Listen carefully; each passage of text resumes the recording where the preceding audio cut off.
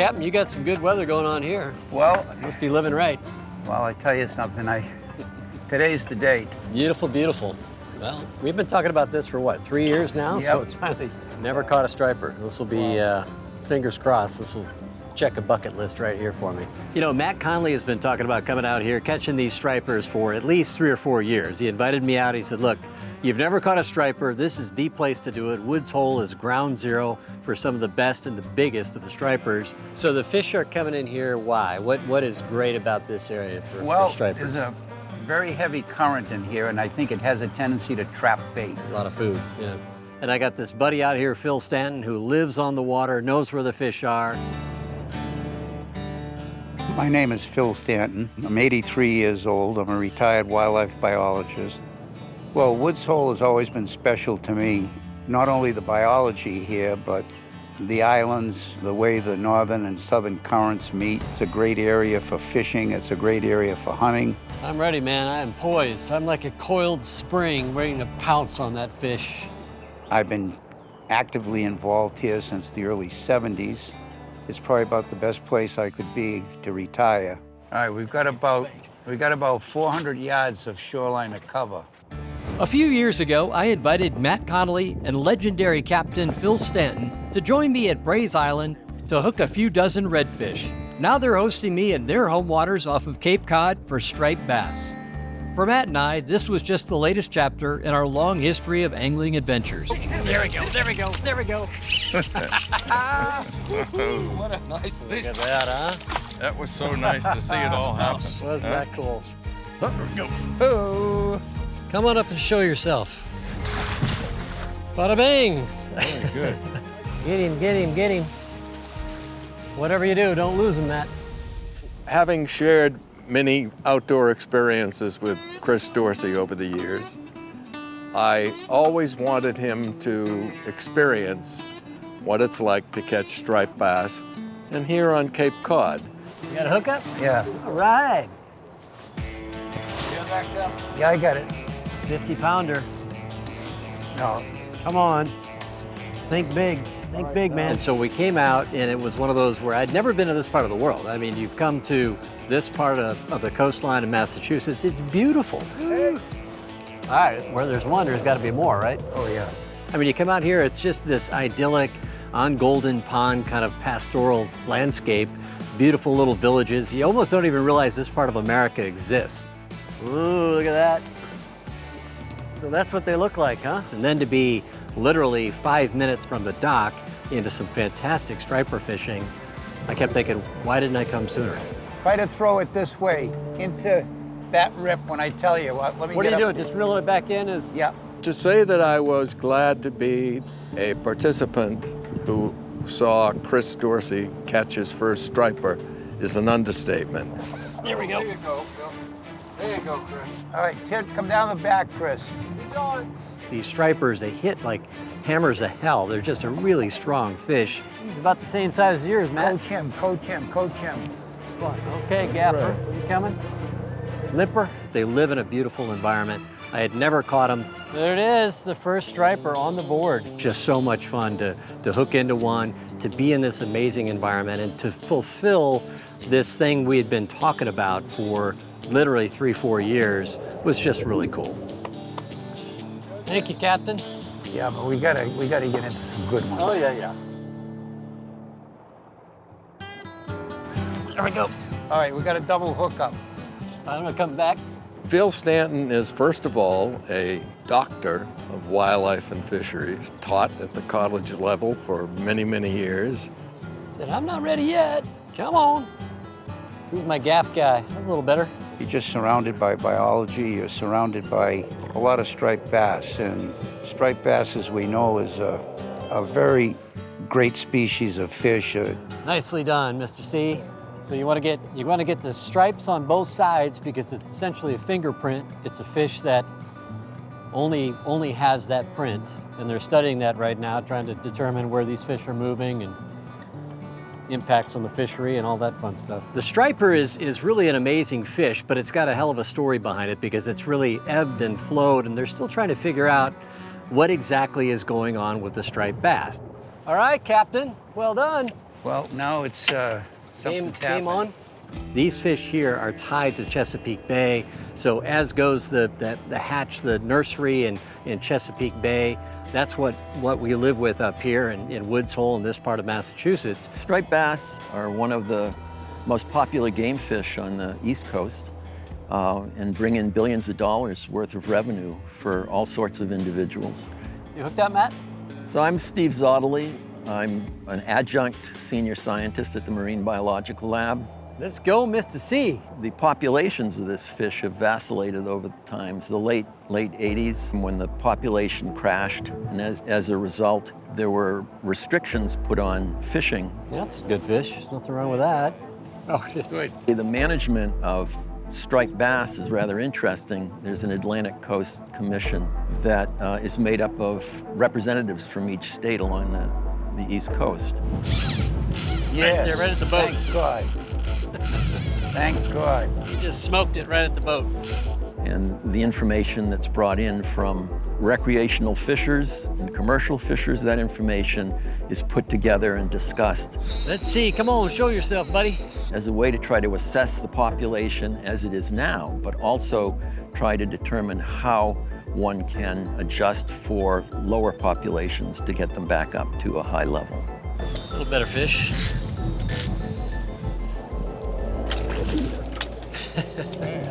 You know, when they started the Heal the Bay campaign in Chesapeake Bay many years ago, it was a huge effort. Governmental, private sector, lots of litigation, and just how are they going to take care of the Chesapeake Bay? Because so many shellfish and other fish species depended on that massive nursery up and down the coast. That's the case in point here with stripers here in Massachusetts. Oh, right there, right there, right there. He's got one. Right there, right there. Oh, love it. You Just love it. Love it. You love it. That thing hit like a ton, man. Not too long. Don't anyone say anything. Just keep fishing. They come from Chesapeake Bay, so it's really important that the entire ecosystem be treated, be managed, be properly cared for. And Don't step on Matt's rod. no, Which way is he going? All right. nice. All right, the first striper on a fly. Coming up here with Phil, I mean, he's a catch and release guy. He's not gonna eat these fish. Matt Conley is a catch and release guy. These are guys that have conservation DNA in their blood. Nice, nice. I wanted to come up here partly to discover that story, but also to enjoy the resource and see what I've been missing. All right. You got birds crashing over there. All right, About a let's. quarter mile, see? Okay, let's head over there. I'm on the western side of Puerto Rico, fishing out of the No Name Lodge with my old friend Steve Lamboy. So when Chris first called and said, hey, how about Puerto Rico? Big tarpon, lots of permit, beautiful flats, excellent food. I'm ready to go right now. When one of these fish eats, all you have to do is maintain pressure with your left hand. Just hold them for a fraction of a second. All right, we're fishing mangrove flats. So imagine mangroves growing in and out of little inlets and bays and so forth, and with plenty of mullet and other types of fish for the tarpon to feed on. 100% of the time, that'll usually cause the fish to not eat it. So just keep that strip coming, especially if a fish is following your fly. I mean, it's wild. We have, pretty much the only fly fishing lodge in Puerto Rico. We run Maverick skiffs.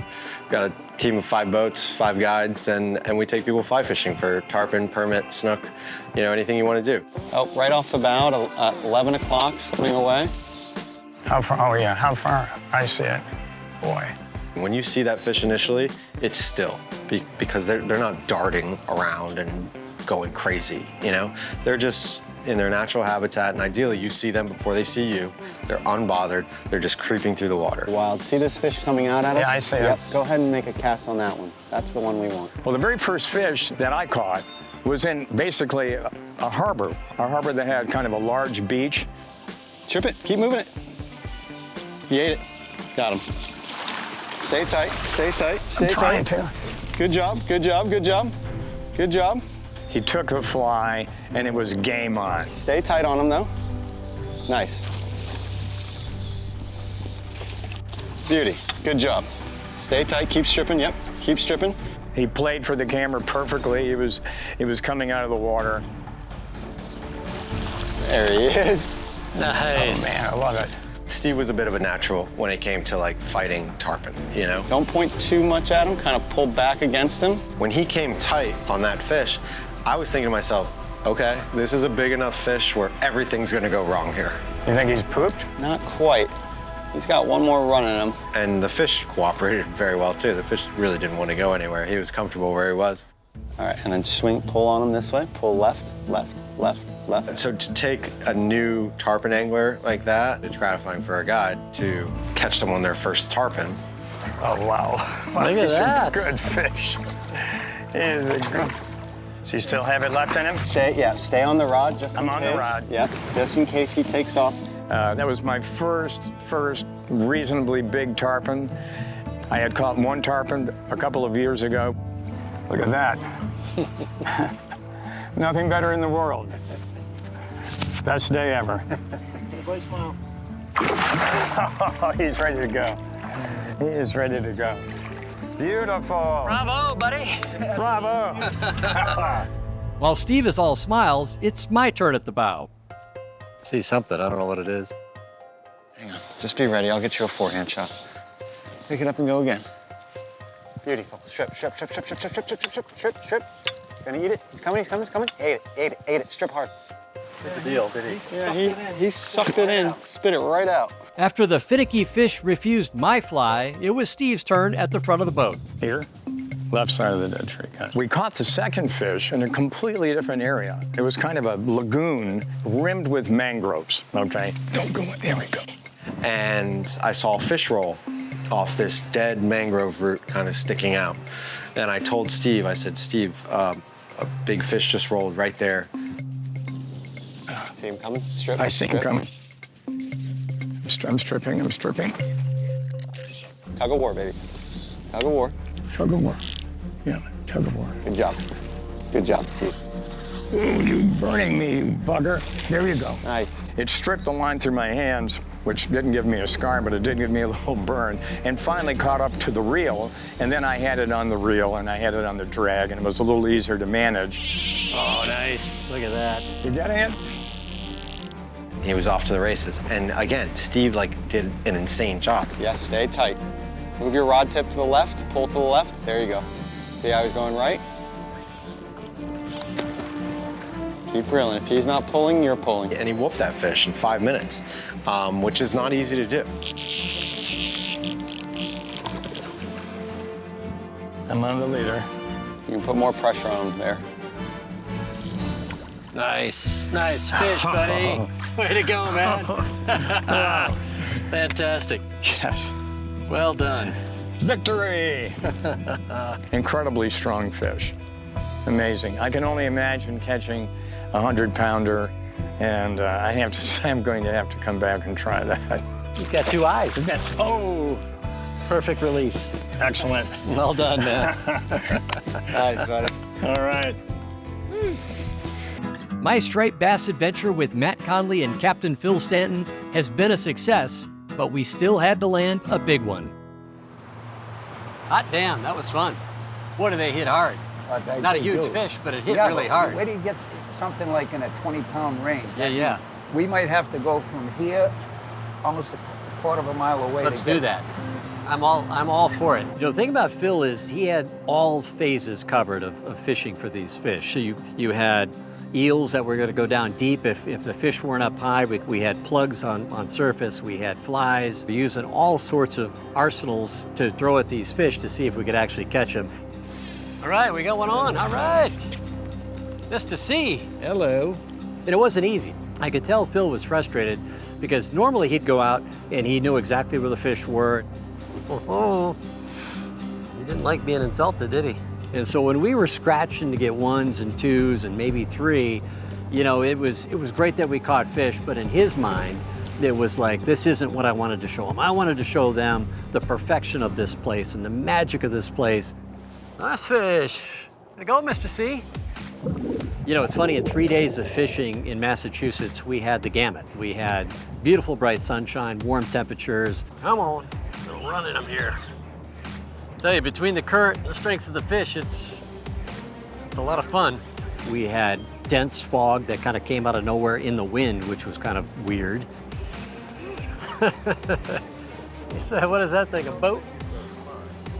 You know, and then we had rain, we had, you know, significant winds. You got him? All right, good grab. That was fun. You got him? Bravo. But that's the beauty of it. You can catch these fish a lot of different ways, and if you're not wed to only one method, you got a lot of options here. Yeah, that's a good fish, huh?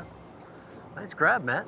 You know, getting the schoolies on a fly rod, you know, just because they're so much fun, even the 20-inchers are super strong fighters. That's wonderful, it's great, but you come out here, this is the place that's got the big one. And basically, we just try to hold the rod back as far as we can and give it Do a little move.